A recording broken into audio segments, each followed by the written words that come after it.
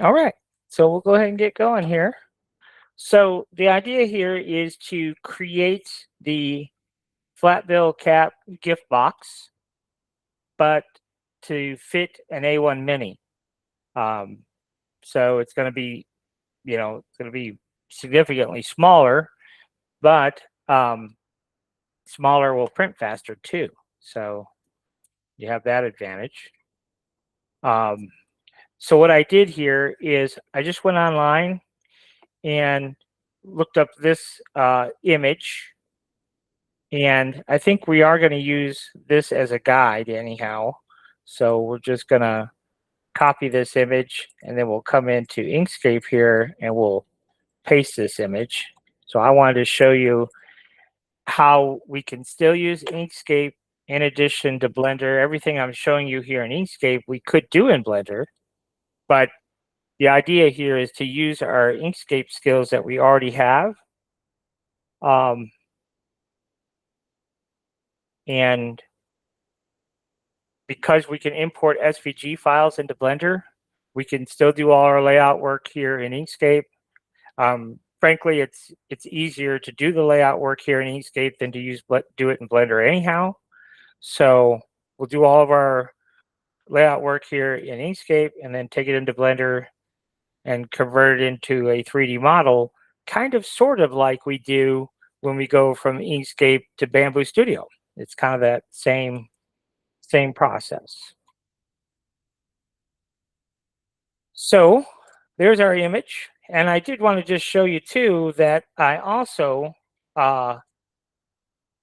had asked chat to create me a sewing pattern and for a flat bill cap, and this is what it gave me for a sewing pattern. So we could have used this flat bill template that chat gave us as well. So we just wanted a top-down look, and we'll probably make some changes to what we have here in Inkscape already anyhow, but I just wanted to show you that was the concept of that's what we're going to use for our flat bill cap template. So we'll come over here, and what we're going to do is we're going to use our polygon tool, and we're going to create a shape here. So see here, we can create kind of this hexagon shape. And doesn't really matter what size we make it right now, because we're going to just get it all put together and then we'll size it to our finished size when we get done. So there is our basic shape of our hat box. And so we'll just kind of move it over here. And we'll just make it as big as we need to make it to get an idea. And basically what we're looking for is we're looking for this to hit just past center, I think. Something. So we're going to go just a little bit smaller. Let's see here. Let me grab my finished hat. I guess what we could do is back up a step here too. And let's go ahead and let's open up the hat that I've already done and show you where we have an issue. So we're going to open this up. So this is the file that we already have. Okay, so it was designed to fit an A1 build plate, which is 256 by 256. And if we were just to take this cap and make it fit the A1 Mini, we could scale it. So an A1 Mini, it has a 180 millimeter build plate. So if we take our Y, which is our biggest dimension, and let's just make it 170, okay, it scales it down. But the problem with scaling it down is the thickness of this wall. It starts out at 2 millimeter, but when you shrink it down, if we come in here and measure the edge, now that's only 1.2 millimeter.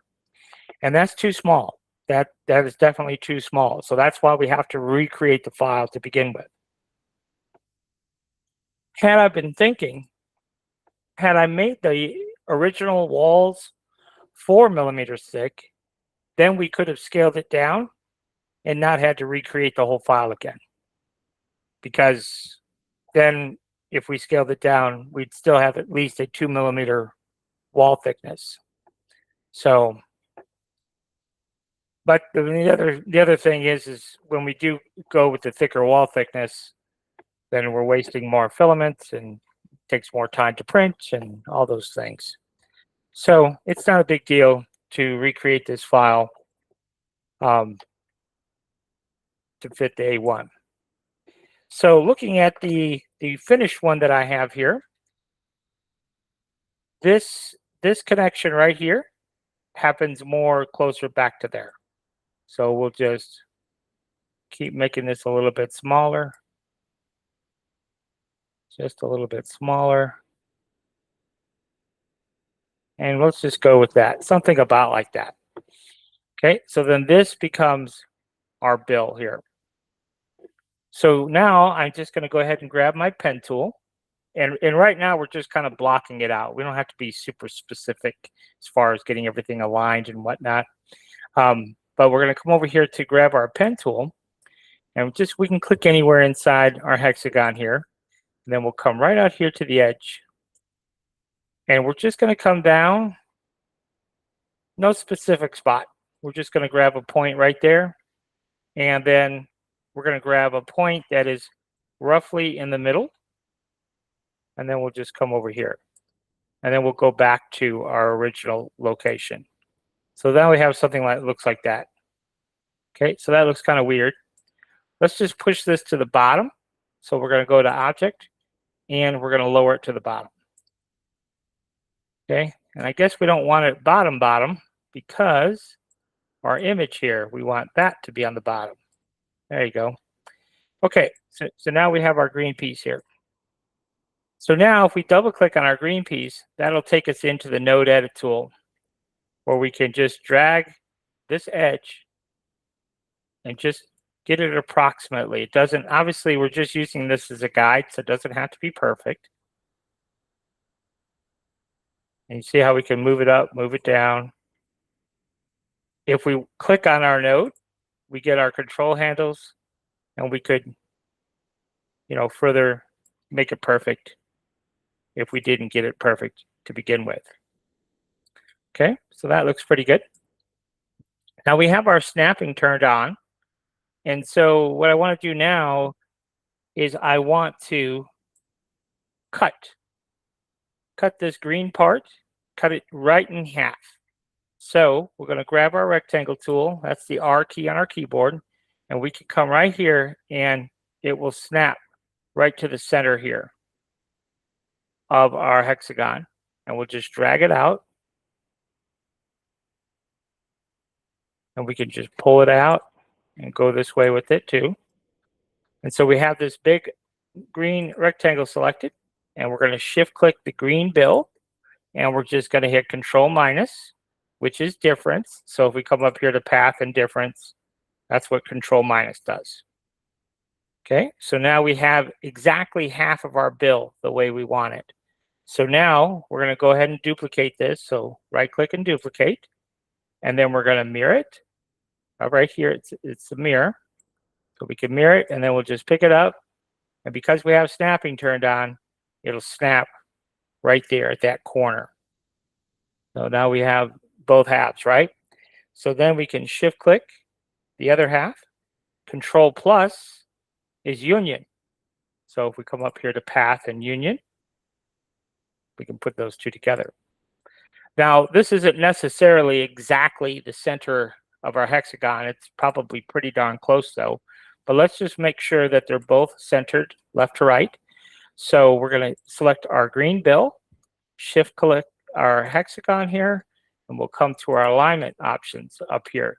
Now, if you don't see this icon in your copy of Inkscape, you hit this down arrow and you'll find it right there. Okay, but we want to choose based relative to the last selected. And then this icon right here, this is the center on vertical axes, and that will perfectly center it left to right. Okay, so now we can make any adjustments that we want to make. If we want to pull this out a little bit, whatever we want to do, we could do it at this point now, but I think I'm satisfied with that. So we're gonna go with that. So take our red hexagon, shift click our green bill here, and we're going to go ahead and hit Control minus. Now you see what happened. We lost our red hexagon.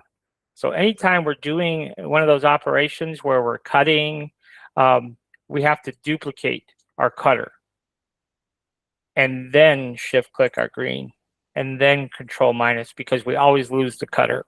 I don't know why Inkscape does it like that, why there's not an option to make it not do that. I have no idea.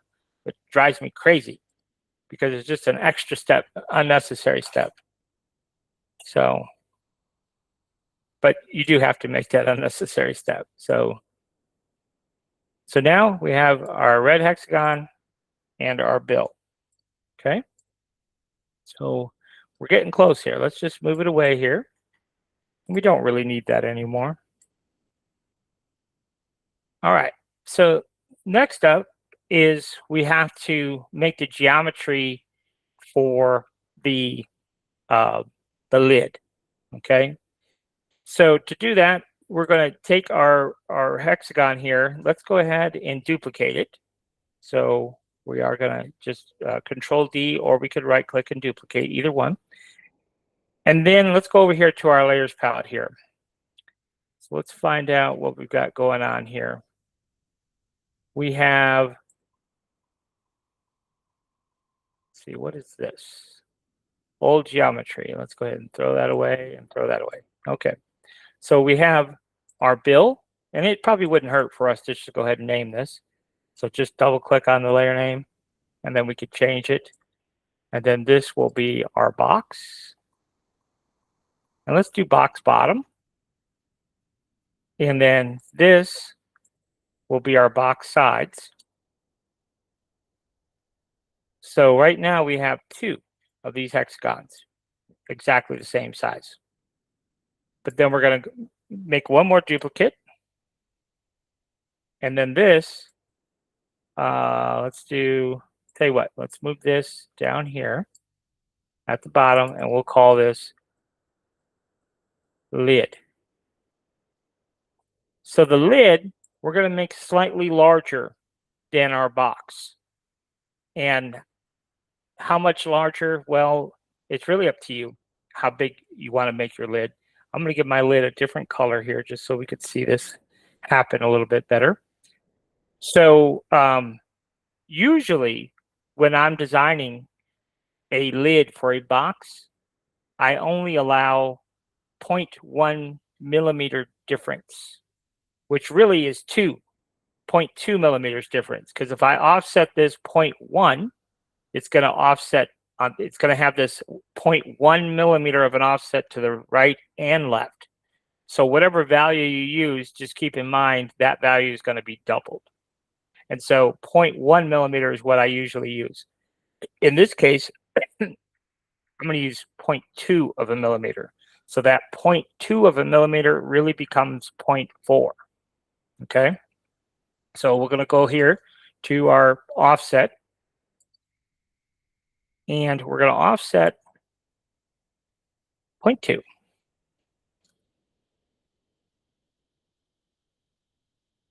You can see that's how much of an offset there is. So it's not much, but it's 0.2 on this way, and it's 0.2 on this way. So really it's 0.4.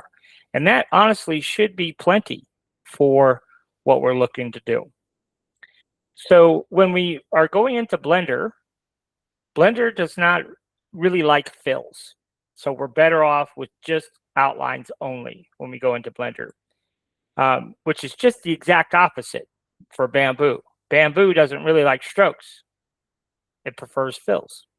So at any rate, we will just go ahead and for right now, we'll get rid of all of our fill by left clicking this big X. And then we'll shift click any one of these colors, doesn't really matter. We'll do this magenta. And now we have our outlines. Now these are so close together, it all kind of looks like one, but we could change that. So if we come over here to fill and stroke, we can change this dimension here. Let's do 0.1, for example. Now this is just a weird Inkscape thing. Sometimes we have to do this a couple of times to get it to stick. So now you can see it's 0.1 of a millimeter. And if we zoom in here, you can see the differentiation there. Okay, but you have to zoom in pretty tight. But that's it. That essentially is the work that we needed to do here in Inkscape. So let's go ahead and hit File and Save. And I saved mine to say A1 Mini Flat Bill Cap SVG. And just a reminder what we've got going on here. We have our box bottom, we have our box sides, the lid piece, and the bill. Now, we really, for Blender, we're not actually going to be doing anything with our lid. I'm going to explain why when we get done building our box. But let's go ahead and go into Blender and see how complicated this part of the process is. It's pretty straightforward. So this is the window that we normally get when we open up Blender. We're going to click on General. Now, I did make a change on my copy of Blender. When we open up a document in your copy of Blender, you're going to have a camera and a light and a box. So if you just hit the letter A on your keyboard and hit delete, that will select the camera and everything, and then you hit delete and it deletes all those. So the light goes away, the camera goes away, and the box goes away. We don't need that. Now, one thing you will want to do as a default is come in here to this little icon right here. Let's see here. Let's click on the right icon. It's this one, Scene Properties, the one with the little cone. And what we want to do here is, by default, it should be in metric. Your unit system should be a metric, but your length will be in meters. And we don't want that. We want our length in millimeters. So that might be one change that you want to make, is change that to millimeters. It really is not going to matter a whole lot, but you'll see here in a minute, it might matter just a little bit. So now we can import our SVG. So we'll hit File and Import. There's no keyboard shortcut for this, folks. Drives me crazy because every other program has a import keyboard shortcut, but not here in Blender. Not that I am aware of anyhow. But we'll go to our desktop here, and right there, A1 Flat Bill Cap SVG. And there it is. Now, we don't actually need the bill here. We're not going to use that. So let's just go ahead and toss that away. But these other two pieces we do need.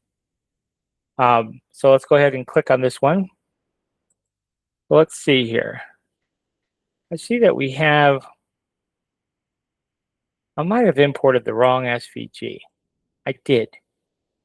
I knew something didn't look quite right. So let's go back in and do that again. So import the SVG. I have one that says A1, which is one we just imported, but I need the A1 Mini. That's what we just were working with right here, the A1 Mini. So the bill we don't need. We can just go ahead and delete that. So we're just going to focus on these other two pieces for right now. So we can see we have three.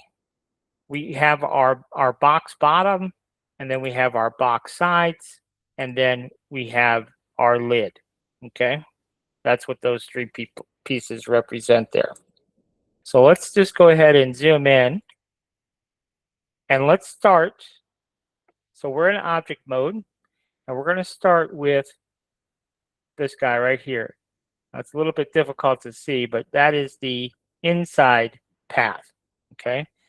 And so you see it right here. So we're going to go ahead and convert this into a mesh. That's our first step.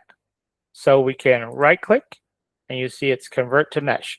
Now, if you look at this icon right here, that's a curve icon. So if I convert it to a mesh, then you're going to see how that icon just changed to a mesh. See, it's a different style. So that's just a way to quickly view if we have a mesh, a curve, or whatever we have, okay? So then what we're going to do is we're going to tab. And when we hit tab, that takes us into edit mode, where we actually make the edits to our design here. And we're simply going to hit A, and that will select everything, that entire mesh, okay? Now, quick thing to note about how to navigate in Blender. If we click our center mouse button, that allows us to rotate. If we shift click our center mouse button, that allows us to pan. And then if we use our scroll wheel, that allows us to zoom in and out. So that's how we navigate about there, okay? So center mouse button allows us to spin and rotate. Shift center mouse button allows us to pan. And then scroll wheel, we can go in and out. All right, so let's go ahead and extrude this. So we're going to hit E to extrude. And if your extrude does this, where we're allowed to kind of move it any which way we want, we can add Z, and now we can only extrude in the Z direction. Or if we hit X, we could only extrude in the X. Y, we could only extrude in the Y. So that's pretty handy to have. So we can extrude, and we're just going to extrude any value. It doesn't really matter. So we're just going to push it up. And then if we hit the N key on our keyboard, it'll bring up this little dialog box for us. And we want to make sure that we are on the item tab. And you see right here, the Z value. That's how much we just extruded. So we don't actually want to extrude that much. We only want to extrude 50. So there we go. So now we've extruded 50, okay? So now what? Well, we're just going to keep going. Now, this is the part of the project. So this is the box, right? This is our box. So the next thing we need to do is give our box a thickness. So to give our box our thickness, what we want to do is we could tab back out, and we have our box. And we don't necessarily have to be in object mode to do this part, but I just decided to go back into object mode to do this. And click on this little button right here. It's called modifiers. And if we click on add modifier, we're going to give this a solidify modifier. So see, it automatically added the thickness of our box. Now, it went a little crazy because it went 10 millimeters thick, which we don't want. So we only want 3 millimeters thick. And the other thing too, it added the offset to the outside. Okay. And in our case, we wanted the offset to the inside. So this offset value right here, instead of -1, we're just going to set it to 1 and watch the thickness. It went to the inside instead of the outside. Okay. So that's it. Our box is now complete. So now that we've applied the modifier, we can go ahead and click here. Now to apply this, we do have to be in object mode. So just kind of keep that in mind. So there, we can hit apply, and we could switch manually between object and edit mode, doing it. Okay, so there is our first piece of our puzzle. Now, once we've taken care of this, we can just toggle it off, get it out of our way for the time being. So just like we can in Inkscape, right? We could toggle it on and off. We can toggle things on and off here in Blender as well. So now let's zoom back in here. You can see here, we still have our 2 lines, right? So we can go ahead and deal with this. This is the box bottom. So remember, we're going to right click and convert to mesh. Okay, so now that's been converted to a mesh. We hit the tab key to go into edit mode. We hit A to select all of our edges of our mesh. And you can see back up here that that is in fact a mesh, right? And then we can go ahead and extrude this. But we want to convert this into a face. So we hit F. That will make a face. And then we're going to extrude. And again, if need be, we hit Z to only extrude in the Z value. And we can extrude whatever amount we want and then hit N and just change this value to 4 millimeters. Now you can have your box bottom be whatever you want, but in my case, I'm going to use 4, okay? And that's it. So now the box bottom is complete. So we can go back into object mode, and that is the bottom of our box. So if we turn on the sides of our box, now you'll kind of see what we've got going on. So we'll go ahead and turn both of those off. And now the fun part, the artistic part, and that is creating the lid. So what do we do here? Well, this is going to take a little bit of practice. You probably won't get it right out the chute, but it's really easy if you just follow a couple simple steps. So we are in object mode, and we're going to right click, and we're going to convert to a mesh. We see the icon over here is now a mesh. And if we want to, we can click on these and name this lid. And then this one, I think this one was our box bottom. And then this one was our box sides. So you don't have to do that, but if you want to, you can. Okay, so there we are, back to our lid. So we have converted, right? And we know that it's a mesh because we look at the icon and it shows us that it's a mesh. So that part's good. And then we're going to tab over into edit mode. So just hit the tab key. So now we're in edit mode. A to select our mesh. And then we're going to extrude. And so we hit E to extrude. You see, we can go extrude any which direction. So we want to hit Z. That allows us to only extrude in the Z direction. And then we're going to set the extrusion. So remember the box sides, we extruded to 50. And this lid has to fit over the top of our box. We're going to go ahead and extrude it to, I tell you what, let's do a 54. There we go. Now it'll sit over the top of our box. Okay, so now what do we do? Well, we extruded 54, and now we have to extrude again. But I can't really tell you how much to extrude. So you just have to kind of follow along, and then you'll figure it out as you go, okay? So we're going to extrude back to the Z again. So we're just going to extrude up, and I don't know, just a certain amount. I can't, like I said, I can't really tell you how much, but just extrude some. And I have a finished cap here. So we have 4 segments that make up the top, or no, excuse me, 3 segments that make up the top of our cap. Now this won't make sense until we get done with it. And then you'll be like, okay, now I understand what he's saying. So we've extruded up a certain amount. The amount of this extrusion is irrelevant because we can edit it. But the next step then is to scale. So we're going to hit S and we scale it in. So you see how we're already making the dome of our cap, right? So we say, well, geez, that's too much. So if we hit G, a G allows us to move. But if we hit Z, then we can only move in the Z direction. We can only move up and down. So see what I was saying? It doesn't really matter. We just have to eyeball it and say, does that look good? Let's call it a day right there, okay? We can always come back and change it. If we really have to, we can come back and change it. So that's our first segment. And now we're going to go on to our next segment.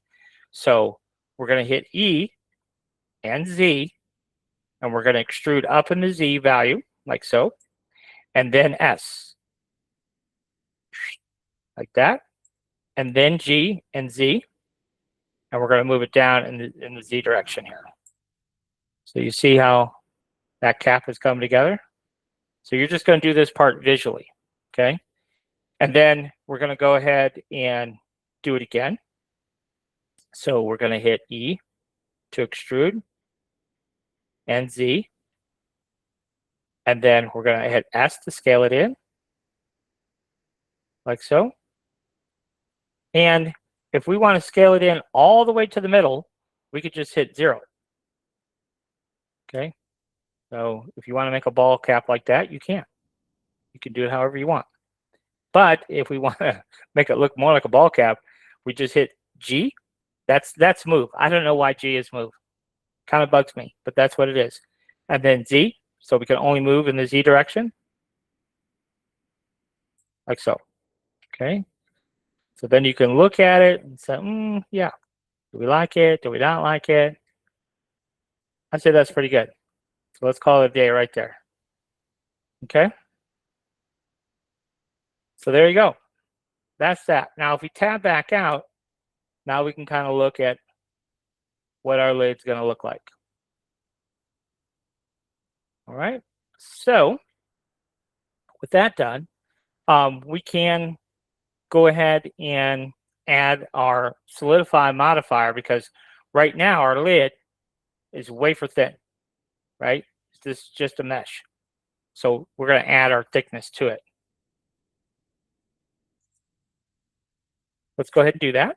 So we're going to go ahead and add the modifier, and we'll do the solidify modifier.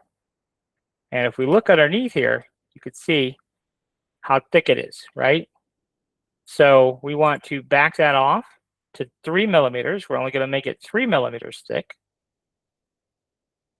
And now you can see we backed that off quite a bit. Now, I don't know exactly if this offset to the inside or if it's offset to the outside. Let's go ahead and do 1 here. Yes, looks like that's to the outside. Let's double check that by turning on our sides here. Yes, indeed. So let's zoom in here. So you see that small gap right there? So by converting that to 1, it did the 3 millimeters to the outside. And that kept our little bit of a gap there. That's at 0.2 of a millimeter that we made. Let's see how that works. So we're doing good there. So now we can go ahead and apply this modifier to our lid, that thickness modifier. We can go ahead and hit apply. And now that's been applied, and that's permanent, basically. All right, so what's next? Well, the next thing, really the final thing for this, is the little button on top of our cap. So I'm going to go ahead and you see our 3D cursor is over here. And we want to put the 3D cursor right on top of our cap. So to do that, the easiest way to do that is to come in here to wireframe mode. And we could just, and probably what we should do, I didn't think about that either. Let me back up just a moment, because I did skip a step. So we can back up a couple of steps. I could see this instantly when we're in wireframe mode. What we would basically want to do is let's turn off our box sides, and let's back up until the modifier was not applied. So we're just going to hit Control-Z until the modifier is not applied. Let's go back to solid mode here. We could probably see it a little bit more clearly. So we'll just keep undoing. There we go. When we scaled to 0 up top here, we scaled all the vertices to the center point of our hat. We did do that, but we didn't merge all those into one. And we really should, because now we have vertices on top of vertices on top of vertices. So we're just going to select all of them. And it's easiest to do in wireframe mode. And then we're going to hit M to merge. And let's see here. Let's get out of, where are we in here? Okay, so we're in. So we're going to go back here. We're going to go into edit mode and select those and then hit M. We want to do that in edit mode and just click at center. Okay. And that will merge all those vertices that we had. We'll merge them all into one and then apply our modifier. That's the right way to do it. So let's go ahead and do that. So now we can apply the modifier again. We'll go back to 3 mil and we'll set the offset to the outside. And there we go. So now we're back to square one again. And that's where we want it to be. So let's go back into solid mode here. So again, we want to move our 3D cursor right to the tip top of our cap. So we're in vertex selection. So when we click over here, we are in edit mode. You can see what vertex we selected there. But I think we selected the bottom vertex, not the top one. And that's where we want to be up top here. And I think what's happening here is maybe, did we apply? Let's see here. Maybe, let me double check that we applied our, we didn't. When we didn't apply our solidify modifier. That's what the issue was. So it wasn't allowing us to select that top vertex because we hadn't applied the modifier yet. So now that we have the top vertex selected there, now we can go ahead and we are in edit mode. Yes.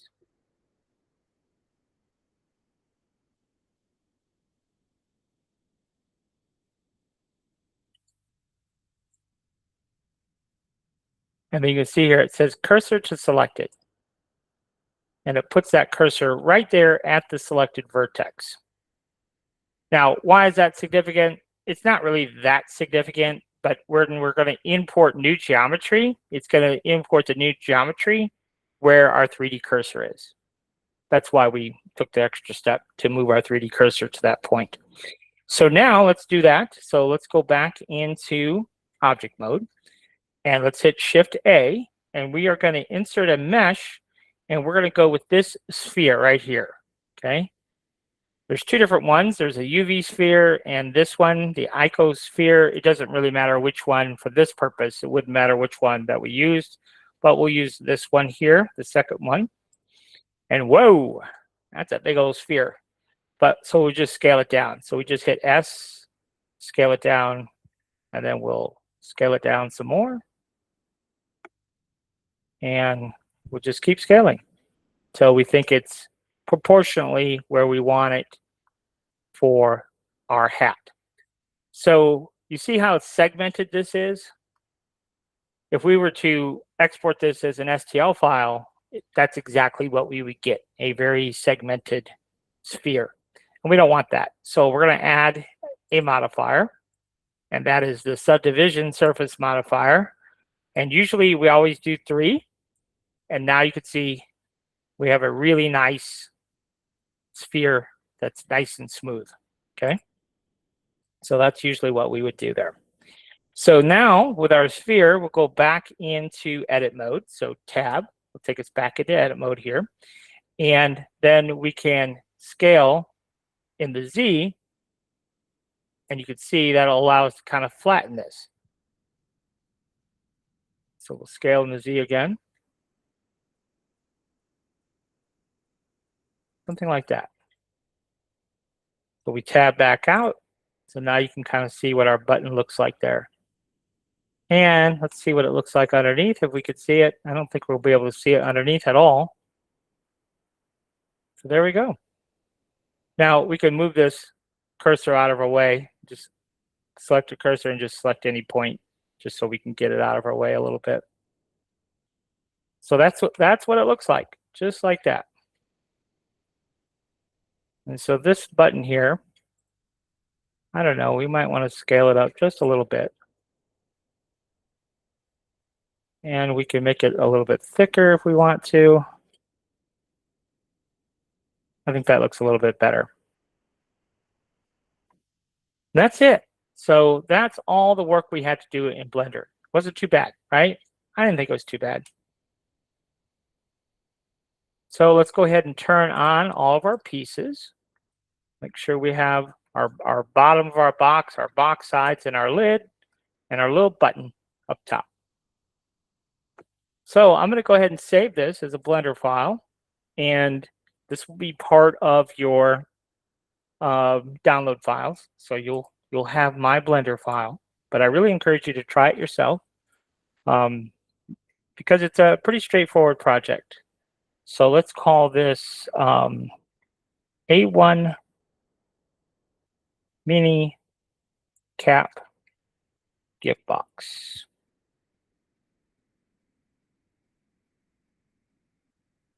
Okay, so we'll save that as a Blender file, and then we're going to export it, our STL file. And we're going to name it the same thing. And so we exported our STL file. So now we can go into Bamboo Studio and take a look at least this part of the puzzle. So let's do that. Let's go ahead and start a new project. No, we're not going to save those changes. And let's go ahead and Control-I to import our A1 Mini Cap gift box that we just exported from Blender. And yes, we're going to resize it. So this is real life size. Okay. And everything looks good visually. I'm happy with it so far. So now what we have to do is we can right-click on this and split two parts. And when we do that, we can just kind of examine what we've got going on here. So for example, there's my lid. My little button is separate from my lid. And then the bottom of my box is separate, and then the box sides. So all the pieces that we set up in Blender are all split into various pieces here inside Bamboo. Okay, and that's what we were after. That's what we were trying to get to.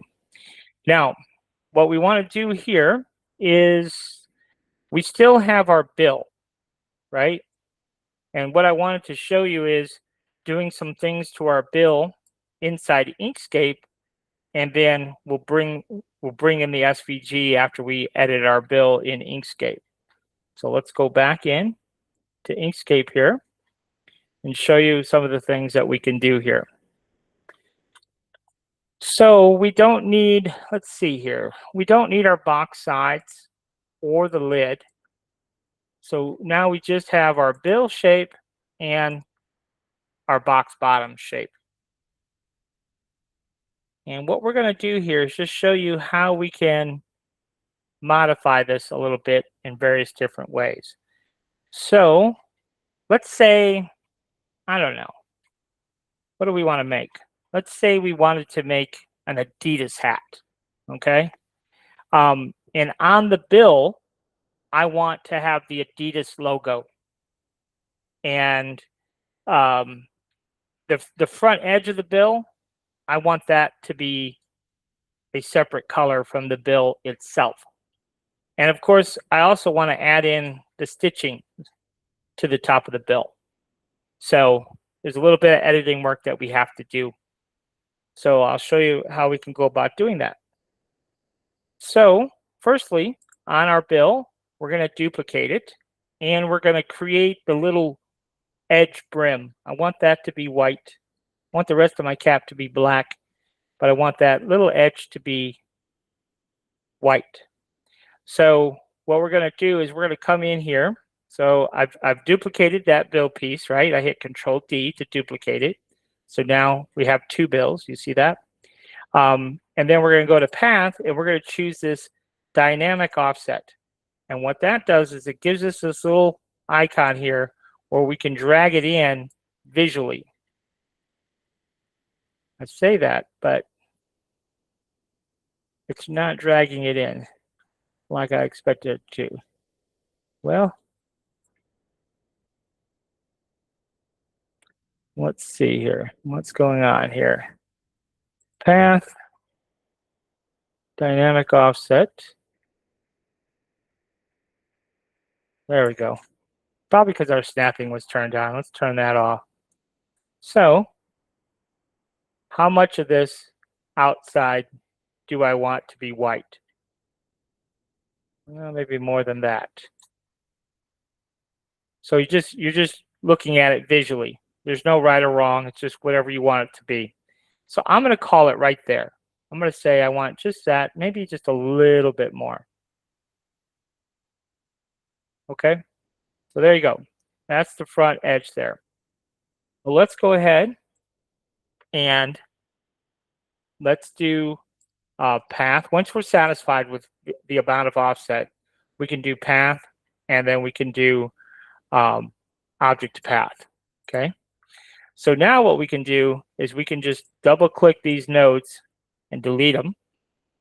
And I want to take this path and make a straight line. So now you have a straight line. And all we're going to do is just visually extend that straight back. So double click to add a node, and then click and drag. And see how we're just eyeballing it, right?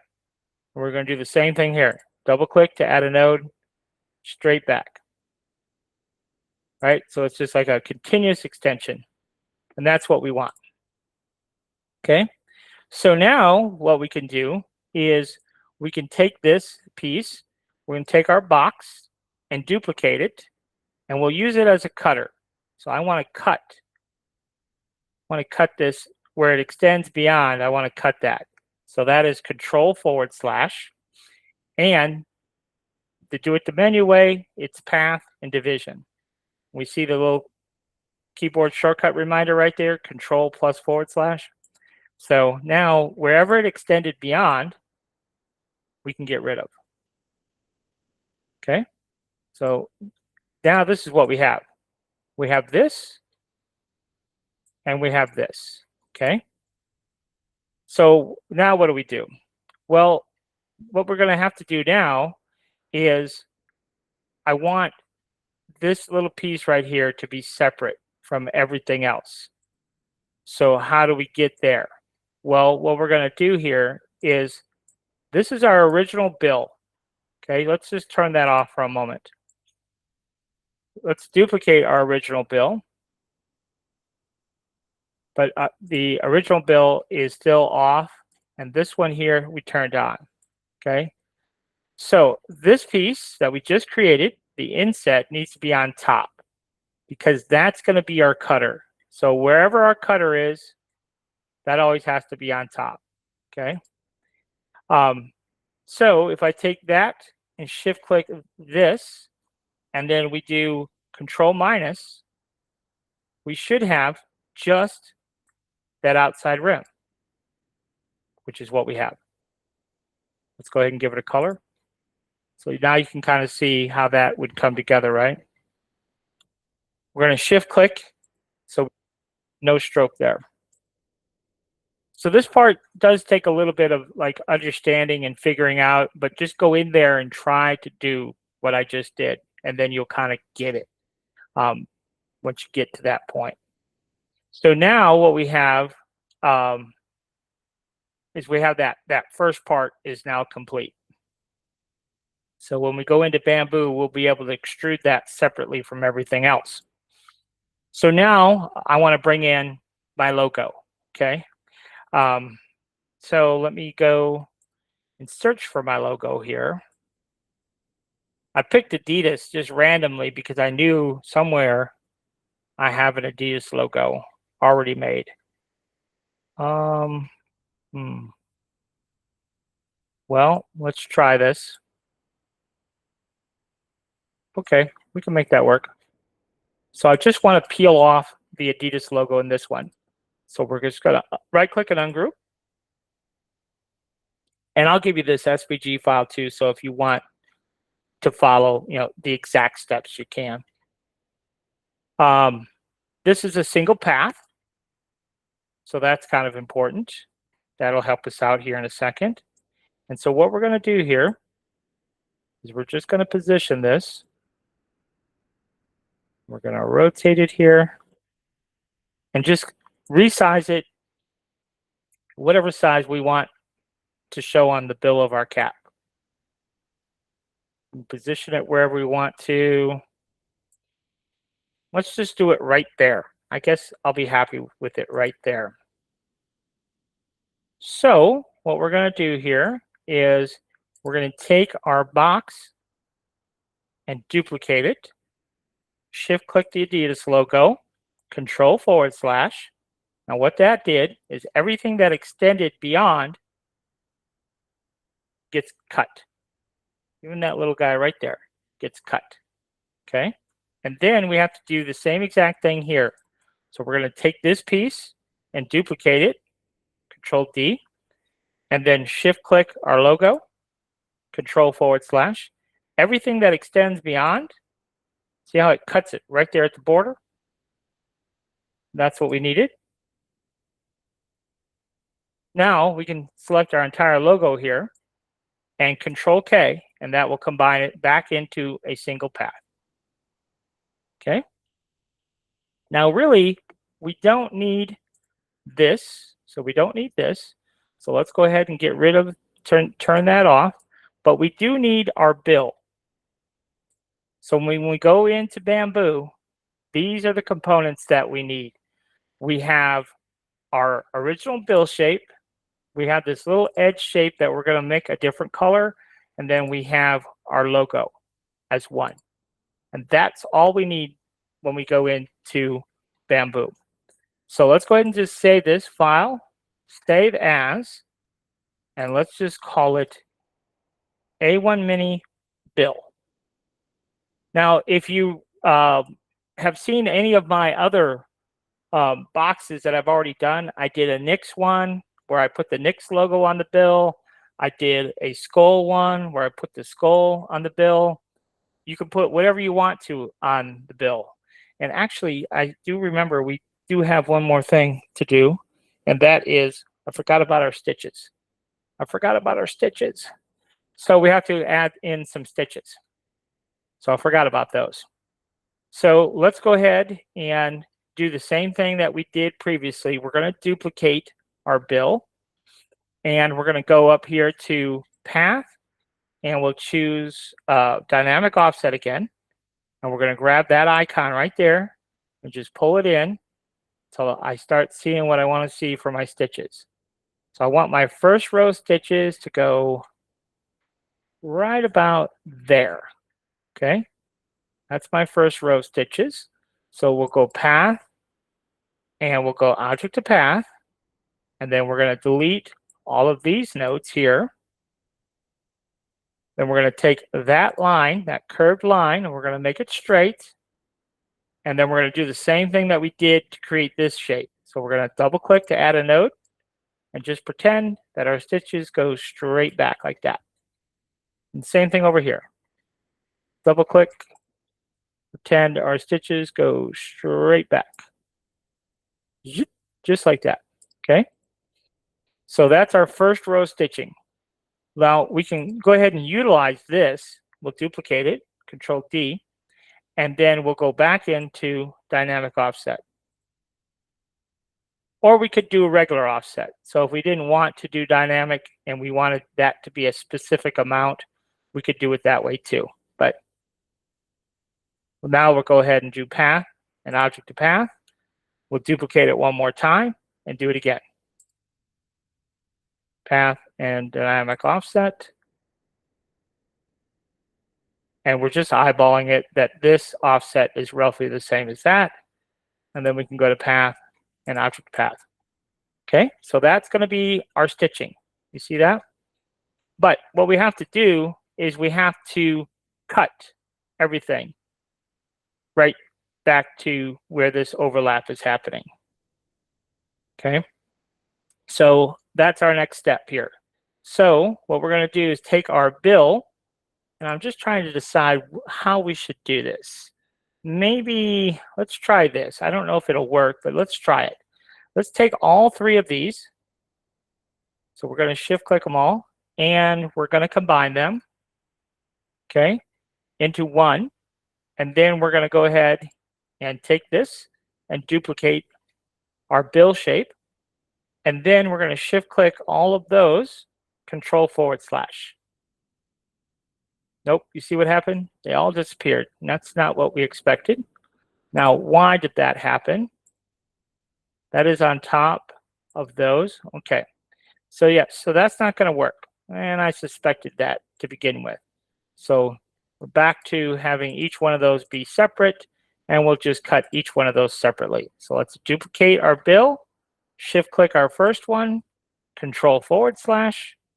Everything that extends beyond here, delete, is gone. So then we have to just keep doing that over and over and over again. So duplicate the bill, shift click this, control /, and then we can delete that. And then one more time. Control D, shift click, control /. All right. So now we've got that. Now, we're not quite out of the woods yet. We've got a little bit more work to do here. For our stitches, what we have to do is this. We have to double click on our stitch line, and you'll see that this is one continuous shape, and we don't want that. So this node, we'll select it, we'll hit Shift B, and what that does is it cuts that node. So we can just cut that back. So let me show you so you can get a better visual of what the heck I'm doing here. Devil's in the details, but you see, now we just have the one stitch. Now the original, just so you can see this a bit more clearly, was like that, okay? And that's what we're eliminating. So it's pretty straightforward to do. Double click, select this node, Shift B will break those nodes at that selection, and then we can delete those nodes back to there. And then we do the same thing to the last one. Select that node, Shift B, and then we can delete, delete, delete. And so now all of our stitches stop right there. See if I pull that out, see it stops right there. Now, the next thing that we need to do is we need to give our stitches a different type of stroke. So let's do that. Let's select them all. Let's go into fill and stroke. And this is where we can define the thickness and also the style. So you see here, we can click various different styles. So let's maybe pick like this one down here. Let's try this one. And if we zoom in and look, do we like that one? Do we not? We can modify the dashes. Now, I don't know exactly how that affects anything, to be honest. I just know it's an option. We know that we need to change the thickness. So let's try 0.4. And that looks pretty good. Maybe a little bit thicker. 0.5. I'm going to try a little bit thicker. 0.6.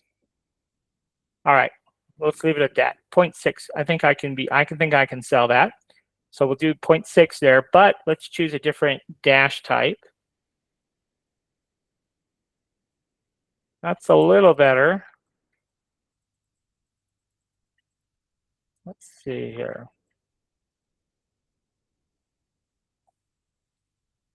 No, we don't want that one. Okay, I like that one. That'll look good. So that'll be my stitches, okay? But if we go into wireframe mode, you can see that we just have paths at this point. So what we need is for our stitches, we need those to be turned into strokes. So if we come here, stroke to path is really what we want to do. So when we do that, now you see we actually have those actual shapes. And so that's what's going to 3D print for us. So pretty cool. Now, what we want to do is we want to cut our stitches back just a little bit because our cap is going to go on top of here. So let's go ahead and do that real quick. So we're going to take our bill and we're going to duplicate it. And then we're going to cut our stitches back a little bit. So we're going to come and we're going to offset to the inside. And let's just do -4. The cap thickness is going to be 3 millimeters already. So this will look like an extreme adjustment, but in reality, it won't be. So we're going to cut our stitches back to this point here. So let's see, how do I want to do this? Let's go to path and object path first of all. This one's not going to cut. So how do I want to do this? Let's just come here. Let's just do something like that. So wait a second here. How am I going to do this? I got to think this through a second. Okay, I got it. So what we're going to do here is we're going to Shift B. So we're going to break our nodes right there. So if I pull this away, you'll see that's broken. So we're going to delete all of these nodes going up to that point right there. And then we're going to do the same thing over here. And then all we really need to do now is just extend this. So we're just going to do it by eye. So see how we just extended that? And then we're going to do the same thing over here. We'll just, again, by eye. We'll just extend that out. You can go way out. And that'll slice all those to that point there. That'll work. Okay, so now we just have to duplicate this and then do it one by one. So we're going to hit Control/. So anything that extended past this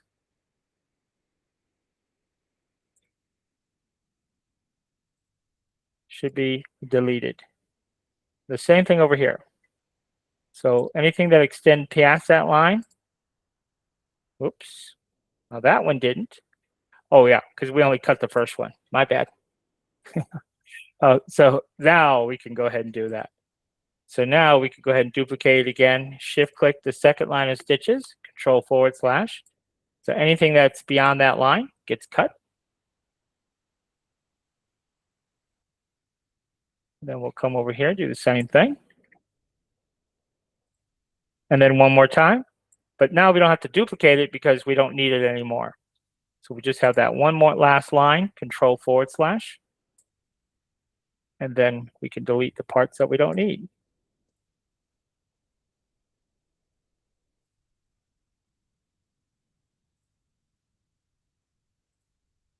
So that's it. Now I wonder what happened there. I'm just going to back up a second. I just want to see something. Okay, that one, this particular one was in front of that line. If we look here, you can see it just barely ticked it. So it's a little bit different than it was on the other side. Let's go ahead and select them both. Control/. And so you see that little bitty piece that was left behind. We'll just go ahead and get rid of it. It probably wouldn't print anyhow. But it's slightly different on this side. I thought that was kind of interesting. It really should have been identical on both sides, but that's okay. It's not going to matter too much when we go to print. All right, so now we pretty much have it the way we want it.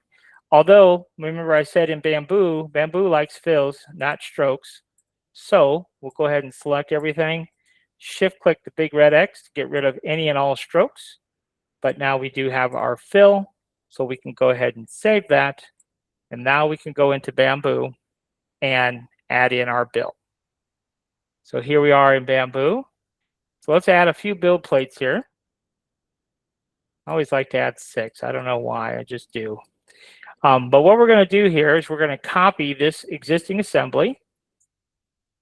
And let's go ahead and get rid of some of the pieces that we don't need. So for this piece right here, we don't need the bottom of our box.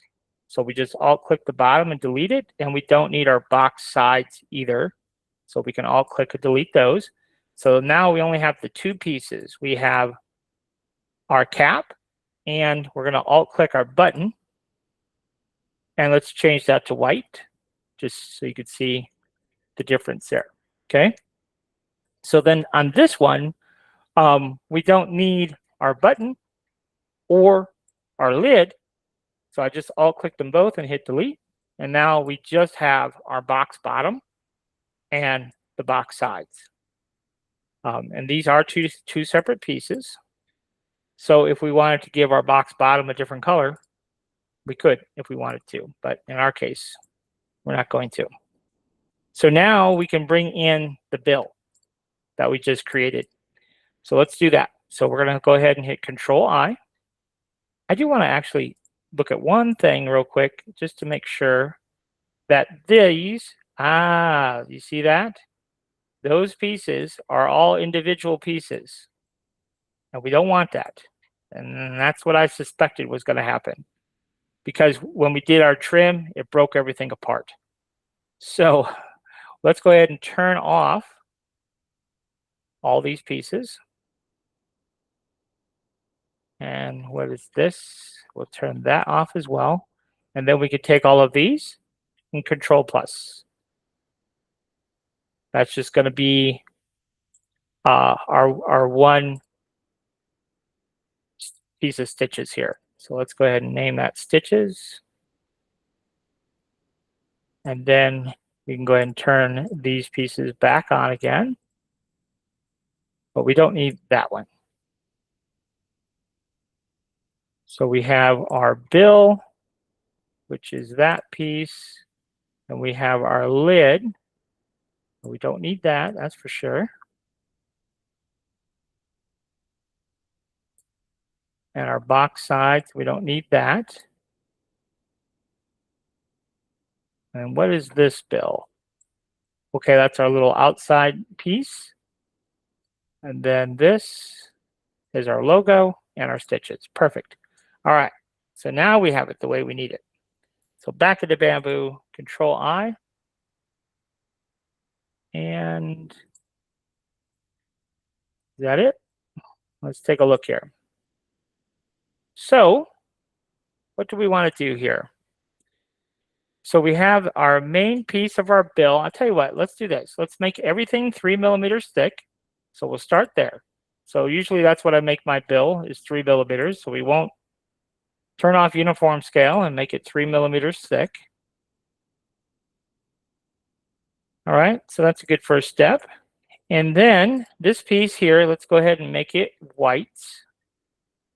And then our next piece is that border. So let's make it black. It was already black. Our logo is going to be black. And our stitches are going to be white. But the stitches are only going to be 2 mil thick, or maybe we'll leave it. Yeah, let's go 2 mils thick. Let's see, do we want them black or we want them white? Yeah, I think so. I think let's leave them white. But the Z height, we're going to play with that a little bit. So let's put our Z height at 2. And then we can kind of look at this. Might be hard to see. Let's make our stitches, for right now, let's just make them black so they can see a little bit more clearly. So right now, when I made my stitches black, they are level with the top of my bill. And so I don't want that. So I want them just a little bit taller. So let's go ahead and set those to 2.5. I just want them peeking out just a little bit. It'll give just enough texture. Now the logo and this piece on the outside, I'm going to leave flush. So let's just slice that just so you can see what that looks like. So that's what it's going to look like when it's actually printed. The only thing that's different is I might make my stitches white.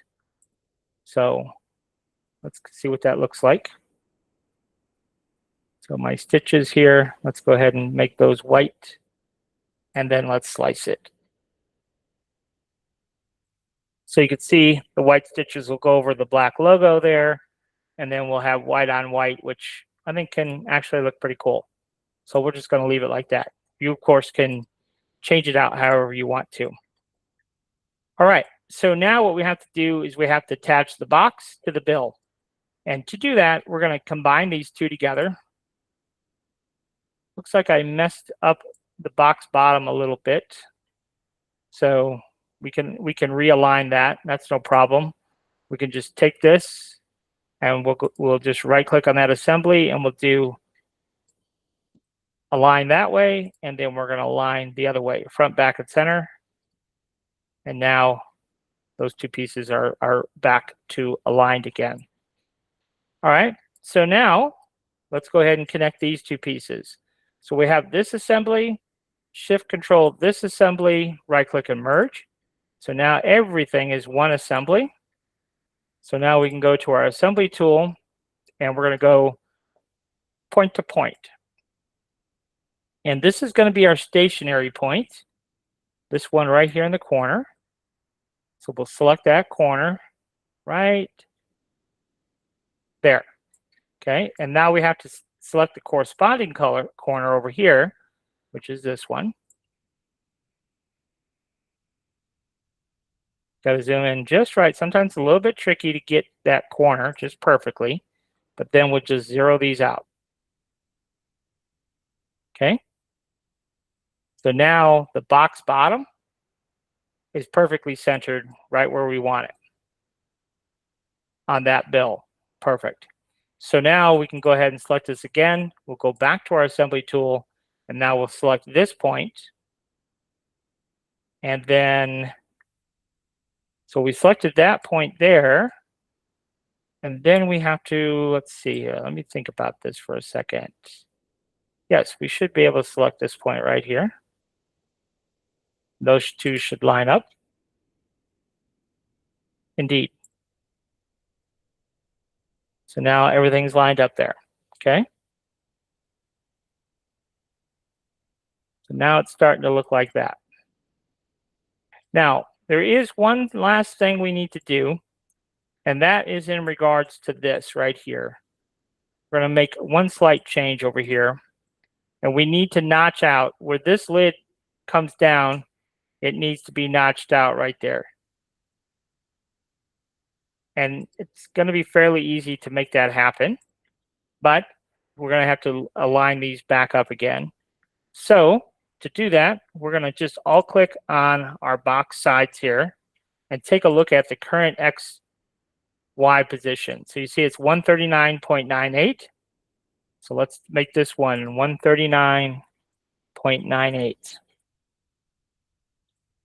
And let's see, let's take a look at that. And that is not going to give us left or right. And I don't know why it does that. Let's try this. Let's go ahead and center this to our build plate. And then let's center this to the build plate. That will get us pretty close. And then let's go ahead. We'll try centering this a little bit different way. Let's go ahead and try. First of all, let's go ahead and try it now. So that needs to be 148.19. So let's see. Can we make that 148.19 and it line up? What do you know? Looks like it did. Perfect. Okay.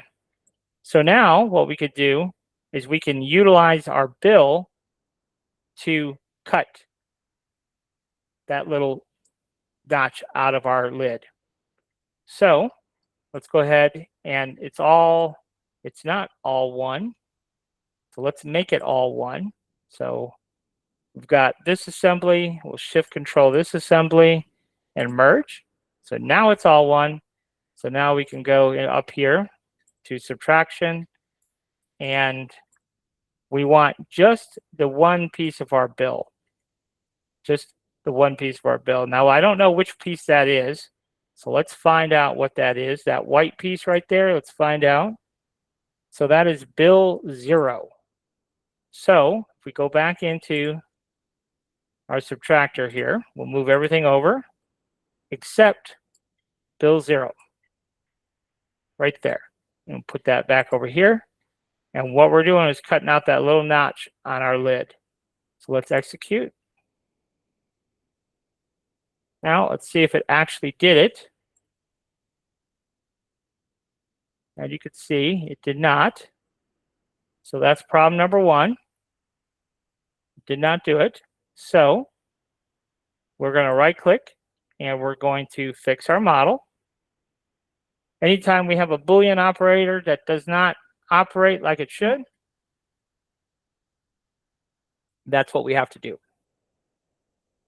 We have to fix the model.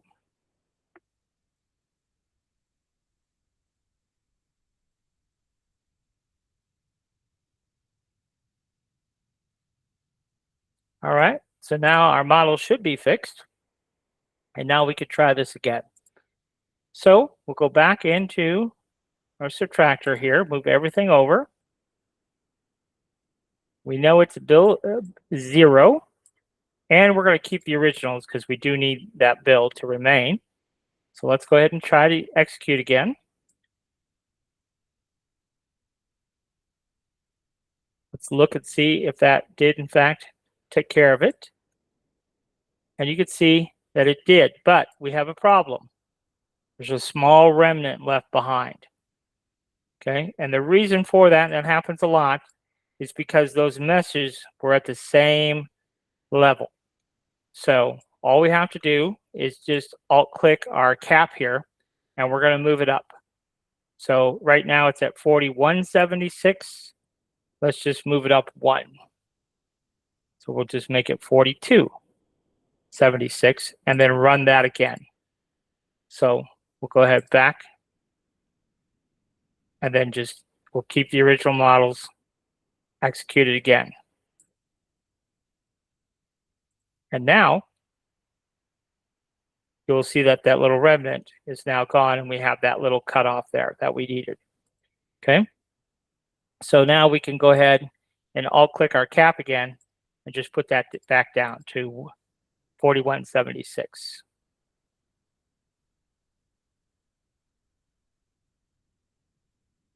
And there we go.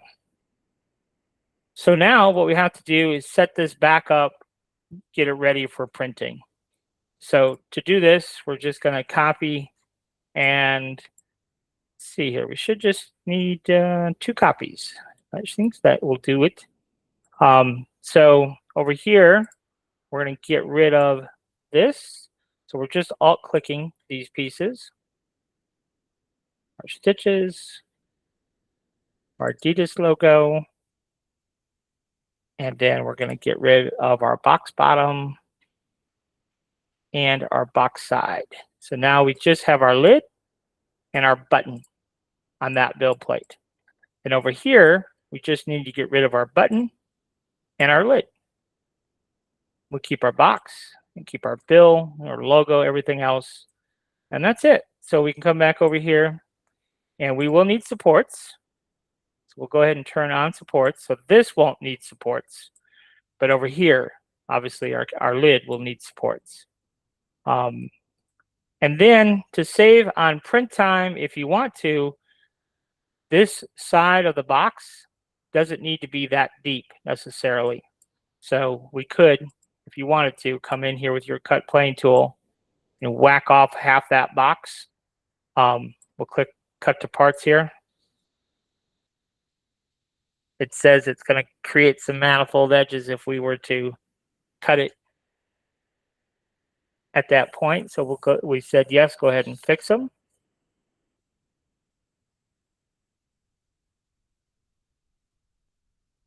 Shouldn't take that long to fix. I wouldn't think, anyhow.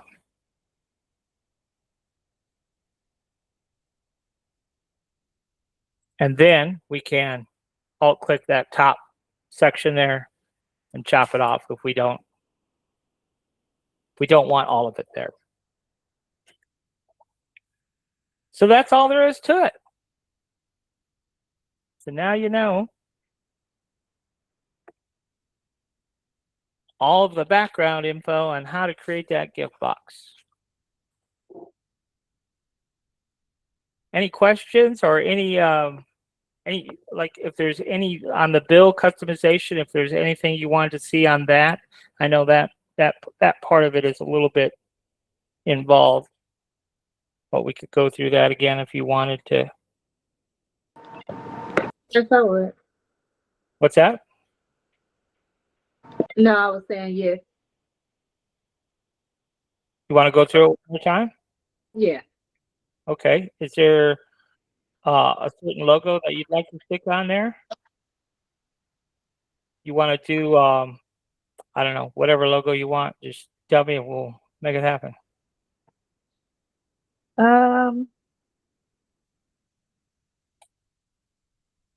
Let's do a Nike logo. Okay. Yeah. Nice, simple Nike logo. Sure. So, what we can do here, I'm just going to back up. I'm not going to cut that box down. You can cut the box down if you don't want it. So yeah, so we could just copy. We'll paste this to another build plate here. And then let's get rid of everything but our box. So let's go over to objects. And let's see what we need to get rid of. So those two are our boxes. Everything else is not our boxes. Delete. There we go. So now we're just back to our box. And then let's go back over to Inkscape for a second. So that is that. Let's go ahead and create a new layer. And then let's copy everything. Let's duplicate it. And we're going to move to, I'll tell you what, let's one more layer. So actually, I'm going to back up now. So let's duplicate that and move it to layer 1. All right, and now we'll create another new layer, and all this stuff we'll just drag and drop into layer 2 and then turn off layer 2 completely. And I'll just leave layer 1. So that's a good task to do when you're having multiple versions in one file. Just put it on a different layer, and then we could just turn off that entire layer. And so now we're just going to deal. So like for this one, we could name it Adidas, and then this one we're going to do Nike, for example. Okay, so we don't want our Adidas logo. It has to go bye-bye. All right, so now we just have the Nike one. So let's come out and let's find a Nike logo that we like.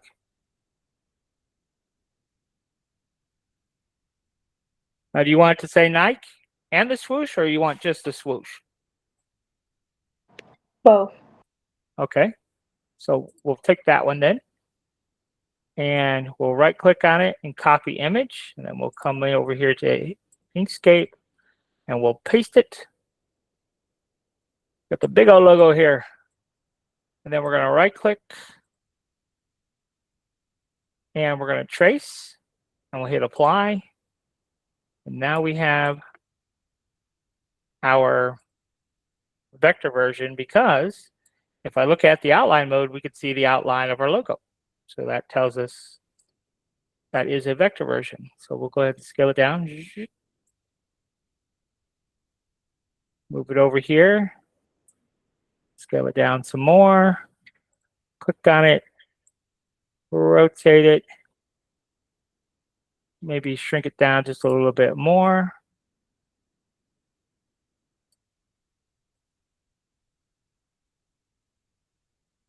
Maybe something like that. Okay. So go back over here to layers here. And what we're going to do is we're going to go ahead and take our bill piece here and we're going to duplicate it. Okay. And so everything that is sitting over the bill piece, we're going to trim away. So we've got our bill, and we're going to shift click our Nike here, and we're going to go Control/, and we can go ahead and delete that little guy. It's peeking out. That's peeking out, and that's peeking out. Now, part of this we can't see, so we'll just take this and we'll go Object, lower to bottom. Now we can see it all. Now, this logo is hanging over this a little bit. You see that there? But for what we're going to do, it's not going to matter. Now, we could, if we wanted to, we could trim that back also, but it's not necessary. So we won't bother with that. But we want to make sure this Nike logo is 1. You can see it's not.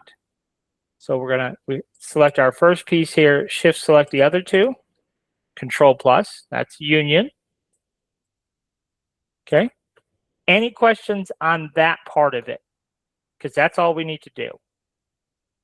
So if we wanted to look at, let's look at just one more a little bit more complicated example. Let's do this. Let's go ahead and we'll create another layer here, and let's go ahead and copy everything to that layer. Let's duplicate it, and we'll move to Nike 1 layer. And then we'll just turn off Nike for a second here. We'll come back to that. So on this one, we do want to get rid of that and that. Okay, so now we're just back to our stitches, our bill, and our border. All right, so what do we want to do here? Let's do an NFL team. Let me think here. So we're going to go somewhere. I have an SVG. Let me get out of here. Let me find us an SVG to use. Maybe, let me think. Which one do I want to do?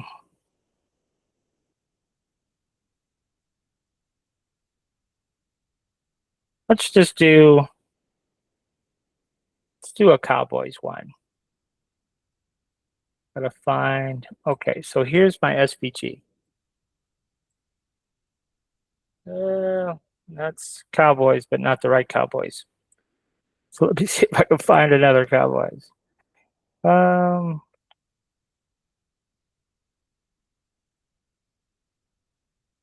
just thought I wanted to do Cowboys. I'll tell you what, let's do this. As long as we're learning, I want to do Cowboys because I know someone who wants a Cowboys one anyhow. So we'll just go out and find us the Cowboys one. Find us a Cowboys logo we can use. Yeah, this one will be fine. Let's go with this one. So we're going to right click and we're going to copy image back here into Inkscape and paste it. Then we're going to right click and trace bitmap. Hit apply. That's going to give us our vector version. Get rid of our image. We don't need that no more. Then we are going to go to path, and we'll go to break apart. We'll get rid of, maybe we'll do this. Let's do Cowboys on the bill, and we won't do the star because we're going to do the star on the hat itself, right? So we'll just do boys across the bill here. Go ahead and rotate a little bit. What if we do it big like that, all the way across? But I want more of this hanging off. Something like that. Okay. So we're going to duplicate our bill again. And everywhere that's hanging off, we're going to trim back. So shift click the Cowboys, and then we're going to go Control /, and then everywhere that was hanging over will be trimmed back. There's also trim back to there. So now we can select just our Cowboys text, Control K. Now we're going to have Cowboys sweeping across our bill like that. Now you can see here the S is over this piece, but that's not going to matter to us. Let's go ahead and put these together. So we're going to hit File, and we're going to save as. This first one is going to be Cowboys bill, and save it. And then we can turn off, let's go ahead and name this. I will give you this SVG file that'll have all these different ones in it. So we'll turn that off and turn back on Nike, and then we'll hit File, Save As, Desktop, and we'll call this Nike bill. Okay. So now we can go back into Bamboo and put these together. So we need this one. That'll be our Cowboys one. We'll start with the Nike one. So right here, we hit Control I, go to our desktop here, and then find our Nike bill. So there it is. There's our Nike bill. Okay, now it is only going to be 3 millimeters thick just because that's what I made the first one. So I keep going with that. 3 mil. Okay. And I don't know, let's make our box. Let's make it, we're just going to make it blue just for fun. So let's go ahead and make it blue. And then that outside, the logo is going to be white. And then that outside piece is going to be white. And then our stitches are going to be white. And what's that? That piece we actually don't need. Just a little tiny remnant that we didn't need. Okay, so it's going to look a little weird, but let's take our stitches, and those are only going to be 2 mil thick. But remember from before, we needed those. What did we need those at? I think it was 2.5. Because what we ultimately went with. Yes, 2.5. Okay, so now that's going to look good. Now we have to do the point-to-point assembly. So we'll select this assembly, Shift-Control our box assembly, right-click and merge. And then we'll use our assembly tool, point-to-point. We start inside here. This point right there, that corner right there. And then the corresponding corner over here. We'll spin that around. It's going to be right there. And zero these out.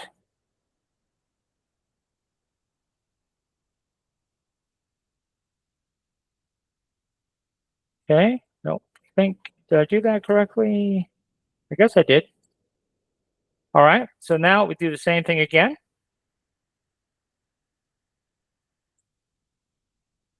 Nope, that is not correct. So let's go back and see what I did wrong here. So back to our assembly tool, and we're in point-to-point. So I want to select that corner, and I want to select this corner. Sometimes it's hard to get exactly where you need to be, but that will work. So now we're going to hit 0, tab 0. Oh, okay. I understand what's happening. That's why it looked a little weird. Our box bottom is 4 mil thick, but our bill was only 3. And so that was throwing me off a little bit. So we could make that 3 mil if we wanted to. Not that we have to, but that's what was throwing me off a little bit. So this would be 1.5 off the plate. And now it's smooth. So not a big deal though. So back to our assembly tool, we'll click this corner right here. And then this is the corresponding color corner. So we'll zero those out. That's what it would look like. And then if we slice it, And see, that's what it would look like on the finished product there. So that's the Nike one. So now we'll go and do the Cowboys one. So I guess we'll do the same thing. We'll make it blue. And then we'll Control I. There's the Cowboys bill. We'll make it 3 millimeters thick. So we'll go to scale. Or we could do 4 on this one. Doesn't really matter. And then for colors here, we'll do 4, which is our main bill. Then the outline border will be 2. And then our stitches will be 2. And then our Cowboy text will be 2. Then for the Cowboys text, we're going to make it, let's see here. Yeah, actually on the Cowboys text, let's go ahead and make it 2. And then for the Z height here, it is going to be 3. Okay. And I'll go back and explain this in a second. But on our stitches, those are going to be 2. And then I believe those have to be now 3.5. As far as the Z height goes, yes, I think that is good. And then we'll do our point-to-point assembly again. So we'll select our bill, Shift-Control our box, right-click and merge. And then we'll go back to our assembly tool. We'll zoom in tight here.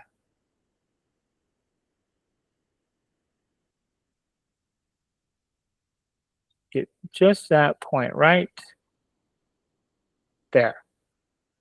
Spin it around. We'll get our point right there. Zero those values out.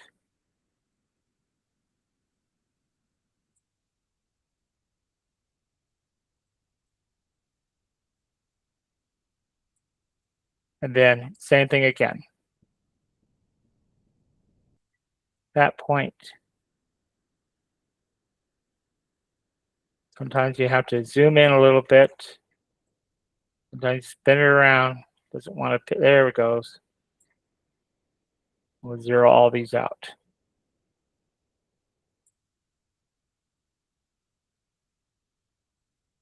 Then there's the Cowboys one. So we go ahead and slice this.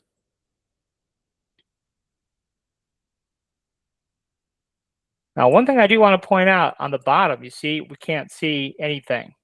And that's what we want.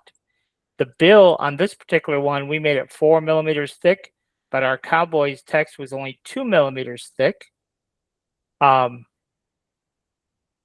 it's flush with this blue.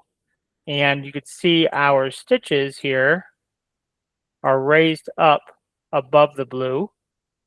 But I wonder, let me just go back here and see if we back those off a little bit. So if I come in here, what if I made those 3? They become flush. So we don't want that. So they do have to be 3.5. So it's just going to hang over that blue just a 0.5 millimeter, and that's what we want. So that's perfect. The thickness of those stitches is 2 millimeters, so it's going to be embedded in the blue a little bit. But yep, that's what we want there. Now, if we go back and look at this other one, though, our Nike one is a little bit different story over here. So let's look at that. So we'll slice the plate so we can see what the issue is. And let's see, what one did we slice? Okay, yes, we did slice that one. This is the one we meant to slice. So let's look underneath here. You see there, we have our Nike logo showing. And we don't want our Nike logo showing. So what we have to do is back off the thickness of that Nike logo. So let's find it. It is that, and it's 3 mil thick. So we'll just back it off to 2 mil. But then we have to change the Z height here. So this bill is 3 millimeters thick. So we want this at 2. And so now when we slice this plate, you can see we get the result that we're looking for on top and on bottom. We don't see the Nike logo anymore. So that's what we want. So now let's go look at this one, because I'm pretty sure we have the same issue over here. So let's go ahead and slice this plate. And so now we have even more issues. We don't have our outside border. We don't have our logo. And we also don't have it on the bottom. I'm glad this came up because this happens a lot and people don't exactly understand why. So let's take a look at this and I'll explain what's happening here. So I'll select my assembly. If we look at our objects here, the first object that's defined is our box bottom, and then our box sides, and then we have our border, and then we have our logo, and then we have our white bill. And we don't actually want this to happen. First of all, we do have to repair. Since we have some open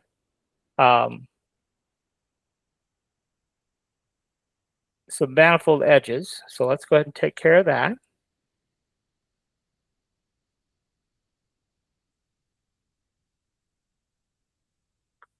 That'll take us a few seconds. It shouldn't be too long because there's not that many triangles in this particular piece. So that takes care of that. But the reason that we have all white is because of the order of our shapes. So in order, we don't want white to be the dominant shape. So we're just going to drag it up a little bit here. So those two pieces that were white because the white was the dominant because of the order. So now if I slice it, you'll see that we'll get the expected results. We still don't get the expected results. Now that's interesting. We still don't get the expected results. So maybe that has to go all the way back. It'd be the first object to stitch. Let's see here. What's going on here? No, still have that as the dominant shape. Why? What's going on here? This makes no sense.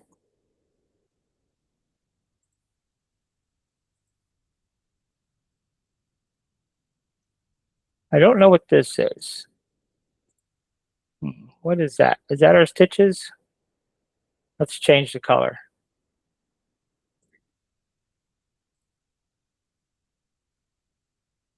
That is our stitches. Okay, so let's just go ahead and make that stitches.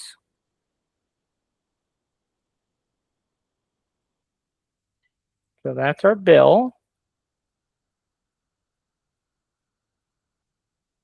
And that's our box bottom.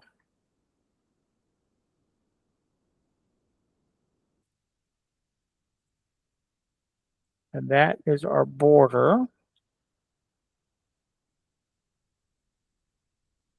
So the only thing that I can think of that would be causing this issue is Z height related. So let's look at that. So the bill is 3 millimeters thick, indeed, and it's set at 1.5, which that part is right. The stitches, those are not correct. That is not the correct Z height for the stitches. So that's a potential issue. Let's look at the scale. They're 2 millimeters thick, and the Z height is at 3.25, and it should not be. I think that should only be 2.5. Let's go ahead and just change the color of them so we can see those a little bit better. No. So now they're gone.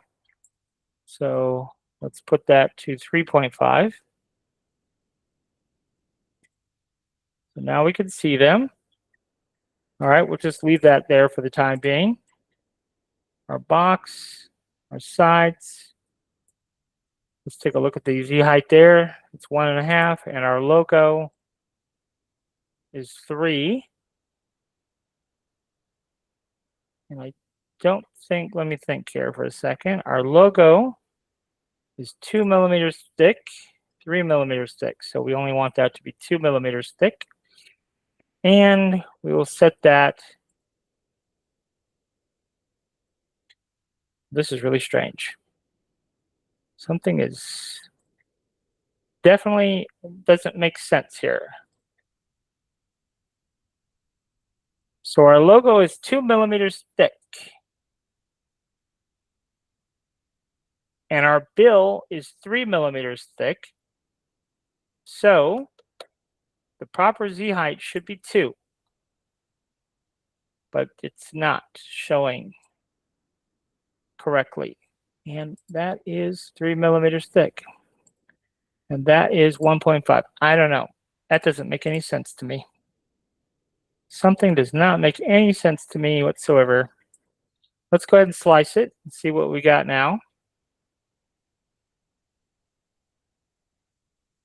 So the border goes away. Our stitches are showing. So that much is good. But our border should not be going away. Our border is the last thing in the layer stack, and so that should take dominance over the white.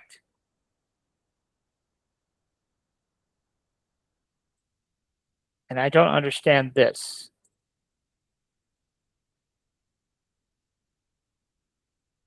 So at 3, our logo is above. Well, this has really got me perplexed. What's going on here?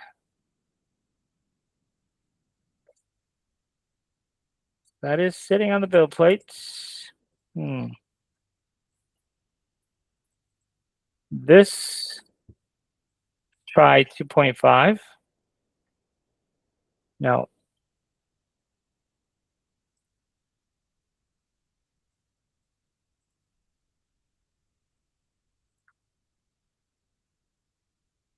So our logo goes away even at 3. So what if we set it to 3.5?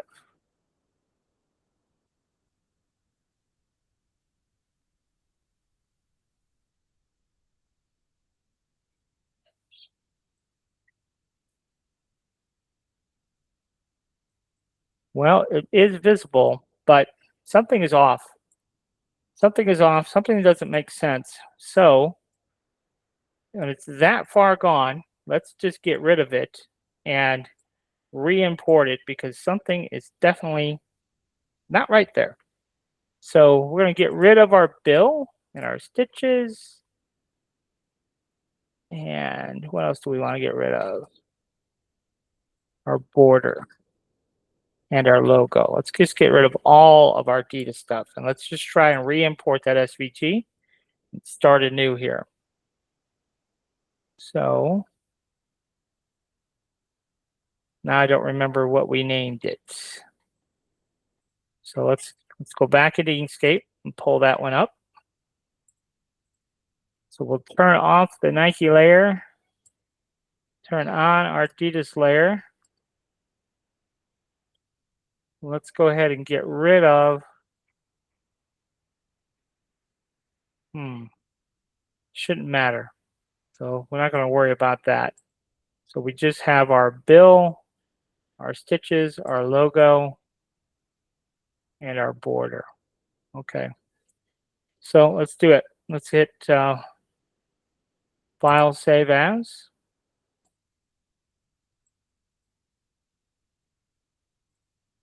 And let's try re-importing. So there it is. So we're going to do 3 millimeters thick. And then we are going to do white We're going to do black. We're going to do black. And we're going to do white. So the stitches are going to be 2 millimeters thick. And then those and the Z height are going to sit at 2.5. I'm pretty sure that's where they're supposed to be. Our logo is going to be 2 millimeters thick. And so the Z height for that should be 2. And then our border is going to be 3 millimeters and our plate is going to be 3 millimeters. Visually, everything is looking right now. Now, if I slice my plate, and yes, I don't know what was happening before, but it was frustrating. So, but now that logo is looking like it should. And on the bottom, it is looking like it should as well. So there we go. So something, I don't know, something was screwy on the other one. So now we can go ahead and line these back up again. So we'll go back to our assembly tool, our point-to-point. Oops, forgot to merge those two together. So that one, Shift-Control, right-click and merge. And now we can go to our assembly tool. Point-to-point.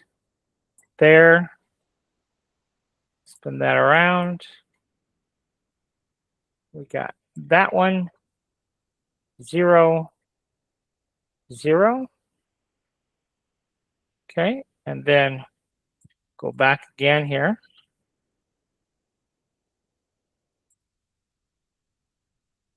I'm going to click on our assembly tool again. We got our point right there, and our point right there, and 0, and 0.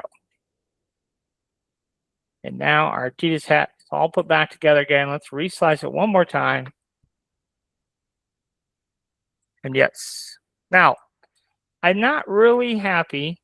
Well, I guess it actually looks better sliced. Actually, this does look okay. I thought when I was looking at it earlier, it didn't give us a very good look here, but actually that looks fine. So let's go back over here and let's just look at what. So we're using our standard. I might go ahead and go to cap plates here and slice this again.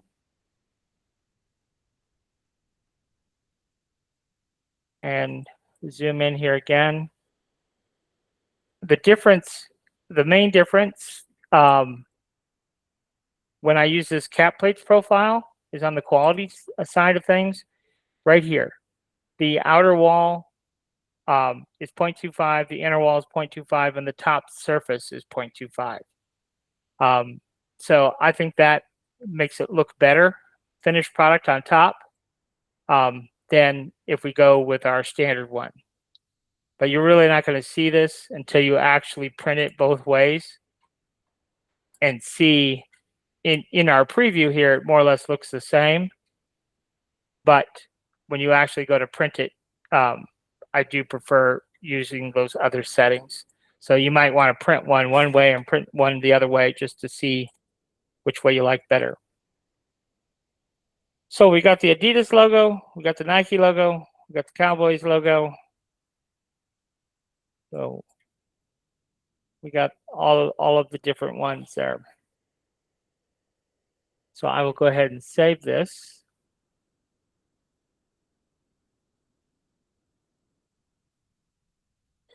And you'll have all of those different ones.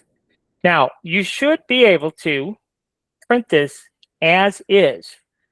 We have the tolerance already added into the file. So you should be able to print this right out the chute. So you print this, put it on, that's it. That's all you should have to do.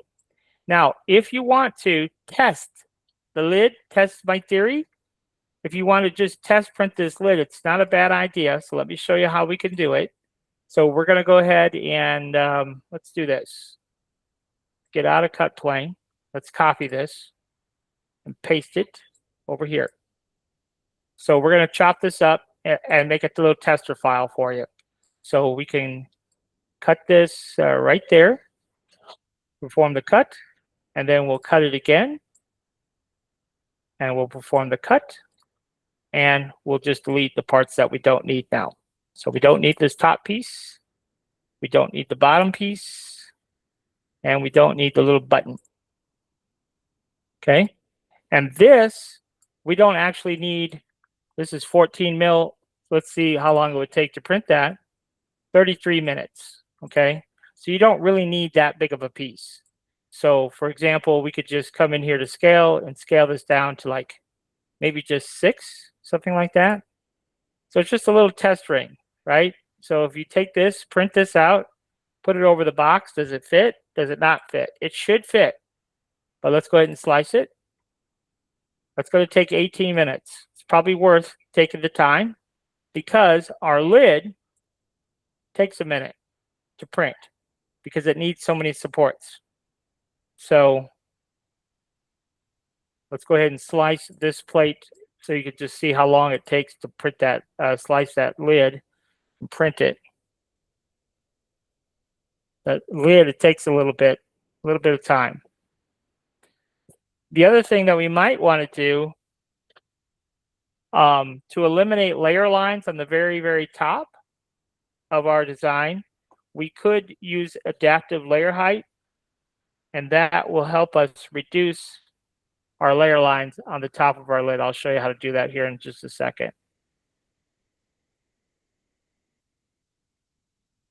So this lid takes 6 hours to print, okay? So it's gonna have a little bit of support there on that edge that we notched out, and then it's gonna have these tree supports on the inside to support this dome, okay?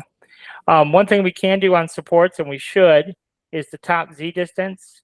We'll increase that to 0.28. And our interface layers, let's go ahead and set those to 4. We should make those 2 changes. But the lid itself should just fit right on. But we can use this little tester piece, print that out after we print the box, and then see if it really does fit or not. Okay, I'm going to go ahead and make another copy of this box, and I'm just going to see here. Let's get rid of the logo for you. So which one's the logo? That's our logo. We'll get rid of that. And then I'm just going to go ahead and make our bill black as well. So you'll have like a blank version of the cap. There's your blank version. And then, of course, you can modify it from there however you want to. But yeah, so you can print your box and then print this little piece, make sure it fits. And then if it doesn't, what happens if it doesn't? Well, then you want to come over here, if it's a little bit snug, and come to the quality tab. And then we can come down here under the XY contour compensation, and we can go ahead and do -1 here. Okay. And when we slice the plate, I just want to show you this. See if I can.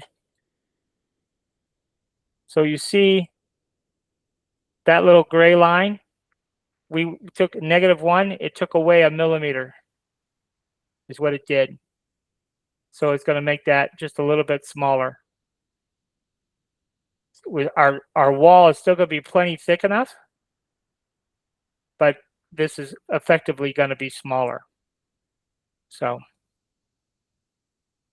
now back on the adaptive layer height over here. So when you select this and we sliced it,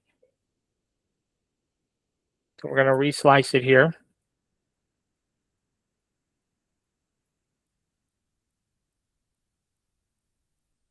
I don't know if we're really going to be able to see it in our slice preview necessarily, but when you print this out for the first time, you'll definitely see some layer lines right at the very peak. Now, to me, it's not that big a deal, so I don't stress over it too much, but let's see if we could see it in our slice preview here.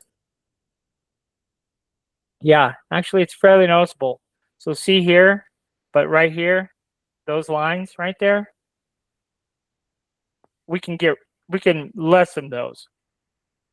Like I said, to me, it's not that big a deal because it's so uniform. It doesn't look that bad, but we can change that option. So right here, we have this adaptive layer height, and you can click adaptive, and you can go ahead and slice the plate. Like I said, you won't really see it in probably in your slice preview, but when you actually go to print it, it will make a difference. And you can adjust and play with those settings a little bit.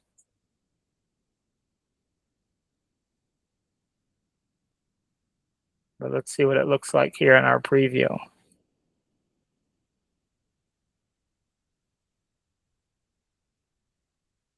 You'll see there, this is a tighter pattern than what we had previously, because it makes our layers smaller, so it's less noticeable.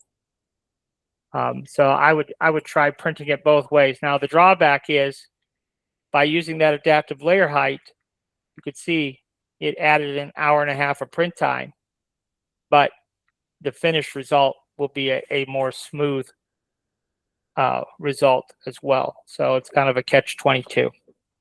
Better quality, but takes longer to print. So that's all I got for you, unless you have some questions for me. We will, I'll get these files posted so you can have them and try them, experiment with them, and print them out. Let's take a look at one other thing. I want to see how much room we have clear in our box now.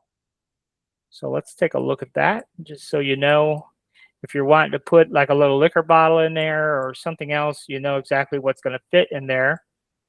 Depth-wise, we are at, for all intents and purposes, we're at 50 millimeter or 45 millimeters deep. So that's roughly 2 inches.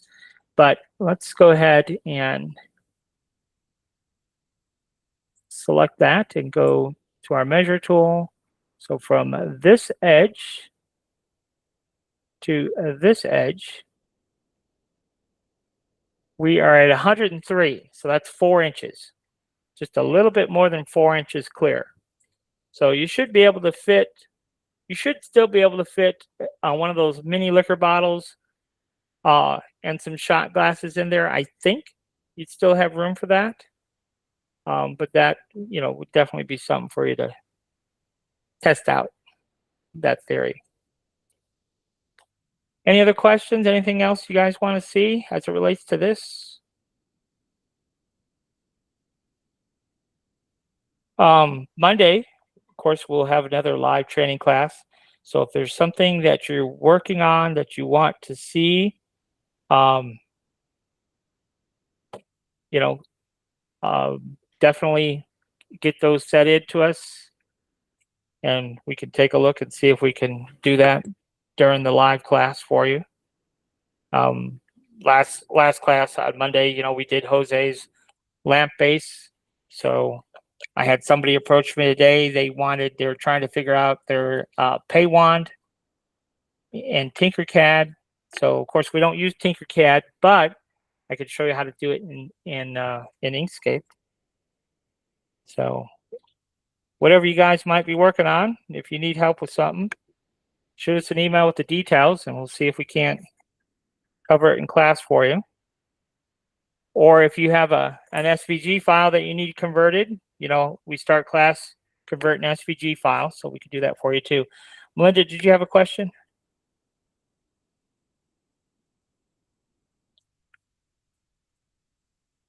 Melinda, did you have a question? I see your hand up. Maybe that was accidental. You hear me? Yeah, I can hear you now. Hey, can you send me an updated email and a number? Because I tried to contact you today and I couldn't get through. Oh, okay. Yeah, I have a file that I need some help on, but I just need it personally. So I don't know, would that be considered my one-on-one, or Okay, good question. While we still got most of you here, because there's some confusion, so I want to cover that confusion so people have a clear understanding of what is actually what. So on the Patreon, if you are a $20 tier member, your membership includes two things that are important to know about: the one-on-one phone call, which is a one-on-one phone call with me, and it's not really meant for quote unquote training. So, for example, let's say you were working on something in your slicer and you were getting error messages or something. I could connect with you and you could show me, what the problem is, and I could explain, what you would need to fix it. But that one-on-one phone call is really meant just to answer questions about things you're struggling with. It's not really meant to be a one-on-one training session. So keep that in mind. I've kind of, for those of you who've never taken a training class with me, I've kind of bent the rules a little bit, and I've been doing one-on-ones anyhow, but it's not technically included with your membership. That phone call is just to answer, kind of like a question and answer session. Might be talking about business issues, marketing issues, who knows, whatever you want to talk about, but that's really what that phone call is for. But it also includes an hour of design time. So if you just have a project that you need done, you could send it to us. And what I'll do is I'll look at the project and I'll say, okay, it's going to take this amount of time to make. And then I'll tell you, hey, can we do this within the hour? Or is it going to take more than an hour? And then I could tell you, what the difference would be that you would have to pay to get me to make it. So anyhow, those are two things just to kind of clear that up. But if you need a true one-on-one, then you can go to the website and purchase a one-on-one. But I've had a couple people ask me that they want to do one-on-ones, but they don't want me posting it to YouTube. Either they don't want people to see the design, see how we made the design. I don't, for whatever reason, they don't want to be a YouTube star. And I don't have a problem with that, but there's a but. So the gal that approached me today, she has a Paywan design that she doesn't want shared to the world, and so doesn't want it on YouTube.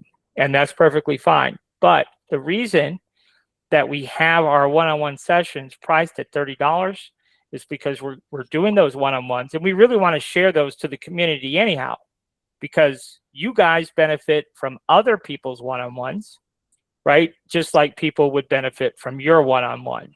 So ultimately, we would like to publish that to YouTube. But if you're against it, that's fine. Then what we do in that situation, I haven't done one yet, but if we were to do a one-on-one that you do not want published, then we just charge a little extra to do that. Because the reason we charge $30 an hour for the one-on-ones is because YouTube will pay us the rest with our YouTube views, right? Because we have like 7,000 YouTube subscribers. So YouTube pays us to post those videos. And it helps the community at large because everybody gets to see those one-on-ones. So we could do it. We could do a private session. If you want a private session, that's no problem. We just charge a little bit more when we do a private session. So yeah, could you give me a call after the class? I'm gonna try to see if I can insert my number, because I do have a file that I don't want publicly. Just need some tweaking because every time I print it, it comes out crazy. Okay, sure. Yeah, if you send me a Facebook message, probably the best way to do it. Then I'll be looking for it and look out for it. Okay, And then I'll give you a call. That's no problem. gotcha. Any others?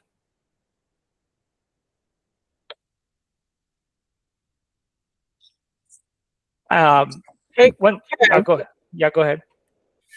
you see those what do they call them? They're like these towers or something that with the letters and stuff on them. Yes, I've had a couple. It's kind of funny you mentioned that because I've had a couple of people say, "Hey, I want to make that." Hey, I want to make that. Yeah. Is that difficult to do in one of these classes, or is that something that you wouldn't teach us in the class? Well, first of all, I have to look at because I've had several people reach out asking how to do it, and so I have to look at what they generically, as I understand it, it's a stack of letters, and they want to drop a coin on the top, and they want it to go ting ting ting ting ting ting ting all the way down to the bottom. And that's what this one lady specifically wanted. She wanted the stacking letters part. That's the easy part. That's not a problem. But to make it inside, be able to drop a coin down all the way to the very bottom. Now that could be tricky. So I have to see, like, if I saw what people were asking about, because I've had people send me pictures, but I've never like thought about internally, how to make it work. Well, I'm thinking more of just the stacked letters. We can, and with all the things that you have taught, we should be able to take and make designs on the outside, attach different characters or whatever on it. I think just the base of the how to Is do it those. is it on Maker World, or where are we seeing that? Where are we? All over Facebook and these different sites. I saw it like on what is the name of that group? Something 3D. It begins with a man. Well, if you come across it again, and you see like a little TikTok clip or something, and you want to send it to me, feel free to do that, or a screenshot or whatever, just so I can take another look at it. But for the stacking letters part, yes, I mean we could definitely put together a class on doing that, because that should be pretty straightforward.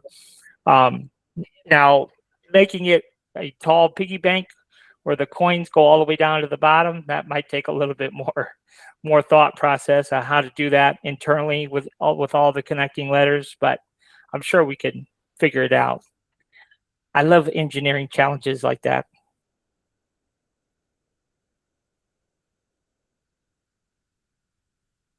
So any other questions about things you saw that you might want to make, or just send us an email with some images, or you can Facebook message me also, and be happy to take a look at what we can do in a future class. How about the pencil? A lot of people are doing that pencil, and it's on Maker World. But how to I want to indent or engrave the image, not have it like a color, but just, am I saying it right? Engraving it? Yep, embossing it. Yep. Yeah, embossing. Yep. Or yeah, we could emboss it or deboss it. Yeah, either way. But yeah, I can definitely take a look at that, and it'd be pretty straightforward to do. I was thinking about making something similar, but even thicker, just like a really oversized pencil, so we could take a look at how it's modeled, and then how we would go about modeling it like a jumbo version. Like it's already thick, right? It's already big, but like make it even bigger, so it's maybe like an inch around, so it's just a big, like, those big jumbo pencils. Or what we could do is take a look at, for example, we could take a look at that example with the pencil and make a giant crayon, with kind of the same concept, but then it'd be a giant crayon pen, instead, something like that. So that'd be cool. Yeah, just something a little different, but yeah, we could definitely take a look. I saw someone had posted they made a lid for the pen, for the pencil pen. Somebody made the lid, and I thought, hey, that's a good idea. So we could show you how to make the lid too. Perfect. Thank you. Yeah. Melinda, did you have another question? Yeah, I just sent you a message. So if you read it, then you could call me back, okay? Okay, sounds good. All right. Okay, thank you. Is the email address the STL3D warehouse at creator.patreon.com, or is there a different one? Yeah, so it would be STL3D warehouse at gmail.com. STL3D warehouse at gmail.com. Right. Mhm. All right, that thing that I saw was from Titan 3D is where I saw it. Oh, okay. So yeah, just send me a picture or a little video clip and I'll take a look at it and we'll figure something out to do that, because I've had several people ask me if we could do it already. So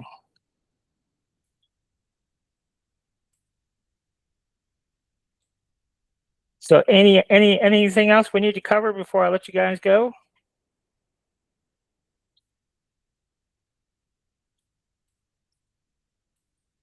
All right. Well, appreciate you coming by. Like I said, I'll get this posted, get these files posted tonight so you can start printing boxes. And then I'll get the video posted to the YouTube channel as well so you can watch it back. And then maybe we'll see you on Monday night. I'll figure out what we're going to do Monday. And I'll let you know a little bit ahead of time what I got planned for Monday, and we'll go from there.